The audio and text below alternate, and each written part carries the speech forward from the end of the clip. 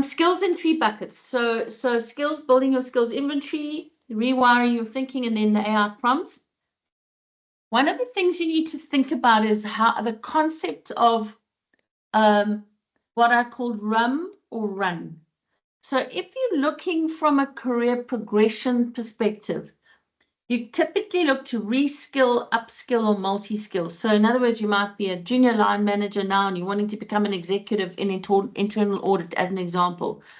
You constantly look, what am I reskilling? What am I upskilling myself on? What am I multi-skilling myself on in terms of contingency? If you're looking for a career shift, the big trick with career shift is to look for skills typically to new skill on. So what new skills do I need to build? So those are 2 concepts that you must bear in mind when you are building your skills inventory, and how are you on a daily basis reskilling, upskilling, or multi-skilling from a career perspective, or how are you on a daily basis reskilling, upskilling, and new skilling if you're wanting to shift careers? And so the definitions, and I'll send you guys these slides, but the definitions are typically, new skilling, new future fit capabilities. What does it mean for you? I'm learning a brand new future fit skills. So for those of you that don't know Copilot, or Power BI is a very good example.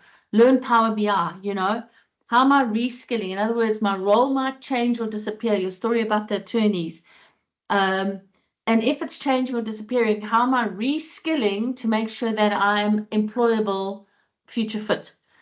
From a multi-skilling perspective, and I like this multi-skilling because what multi-skilling is learning across multiple skills across multiple tasks.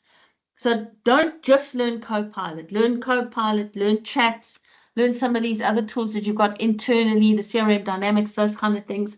And then the last thing would be upskilling. So upskilling typically is becoming an expert. So if you're doing Power BI now, rate yourself. Are you a beginner? Are you an expert? Can you teach somebody to use those tools? So think constantly around skills in your skills inventory in these 4 categories: new skilling, reskilling, multi-skilling, or upskilling. And every day when you're looking at building skills or learning something, think about, well, why am I doing this and what's the purpose?